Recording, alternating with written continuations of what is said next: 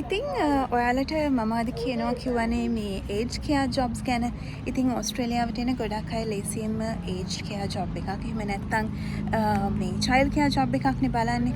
ඉතින් මේ වගේ ජොබ් එකක් කරන්න මොනවද ඔයාලට තියෙන්න ඕනේ සුදුසුකම්.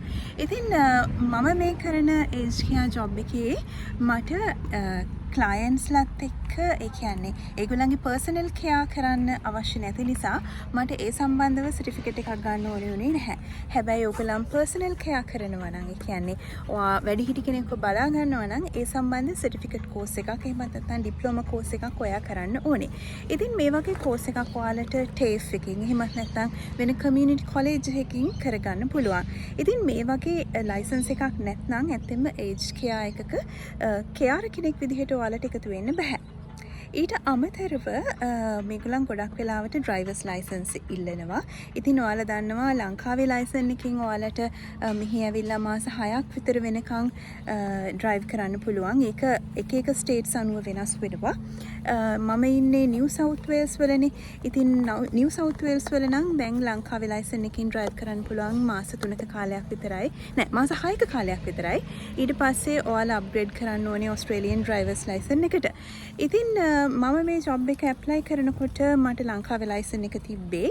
ඉතින් ඒ වුණාට ලංකාවේ ලයිසන් එකකින් වුණත් මට මේ ජොබ් එක ඇප්ලයි කරන්න පුළුවන් වුණා.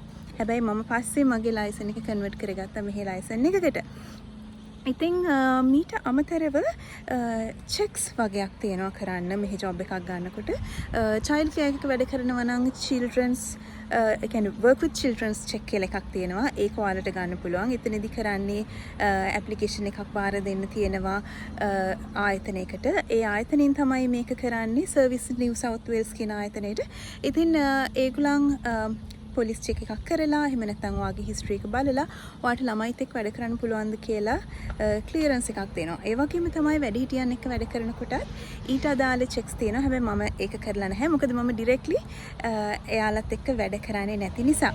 ඉතින් අද මම ගිය මීටින් එකේදී මම කරේ ඇත්තෙන්ම මේ ඒජ් කෙයා සර්විසස් වලට වැඩිහිටියන්ව ලියාපදිංචි කරන එක ගැන කතා කිරීම. ඉතින් මම කියවනේ මම මාකටිං රිලේටඩ් ජොබ් එකක් කරන්න කියලා. ඉතින් මට අද කරන්න තිබුණේ මේ රජයෙන් මේගොල්ලන්ට දෙන ආධාර එහෙමත් නැත්නම් දෙන ප්‍රතිලාභ වලට කොහොමද රෙජිස්ටර් වෙන්නේ කියලා ඒගොල්ලන්ව දැනුවත් කරන එක. ඉතින් ඒක මාකටිං රිලේටඩ් ජොබ් එකක්. ඉතින් ඒ ජොබ් එකට ඇත්තෙම පොලිස් චෙක් එකක් විතරයි මට කරන්න ඕනේ උනේ. ඒ වගේම ලයිසන්ස් ගන්න ඕනේ කියලා මම කිව්වා.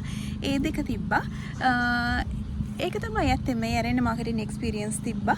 ඉතින් මේවත් එක තමයි මම මේ ජොබ් එක ලබා ගත්තේ.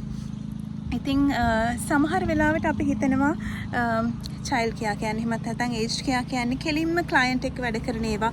සමහර අයට එහෙම ලොකු කැමැත්තක් නැහැ ක්ලයන්ට් කෙනෙක්ගේ කෙයාරින් පාර්ට් එක කරන්න. ඉතින් ඒ ඇත්තම ටිකක් අමාරු වැඩක්. ඉතින් එහෙම කරන්න අකමැති වුණා කියලා ඔයාලට ඒජ් කෙයා පැත්ත මිස් වෙන්නේ නැහැ. මොකද ඊට අමතරව ගොඩාක් ජොබ්ස් තියෙනවා ඒජ් කෙයා වල කරන්න.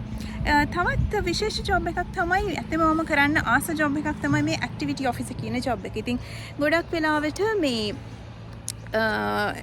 ඒජ් කෙයා ප්‍රොවයිඩර්ස් එහෙමත් නැත්නම් මේ රිටයර්මන්ට් විලේජස් වල ඉන්නවා ඇක්ටිවිටි ඔෆිසර් කියලා කෙනෙක්. ඉතින් මේගොල්ලන් කරන්නේ මේ සීනියර්ස්ලට දවස පුරාම ඇක්ටිවිටීස් කරන්න ලෑස්ති කරලා දෙන එක. නිකන් එක්සර්සයිසස්, එතකොට ක්‍රාෆ්ට් ක්ලාසස් මේ වගේ දේවල් ඕගනයිස් කරන එක. ඉතින් ඇත්තෙන්ම ක්‍රාෆ්ට් වගේ දේවල් ඔයාලා කරලා තියෙනවා නම් ඒකත් ඔයාලට ප්‍රයෝජනයක් වෙනවා.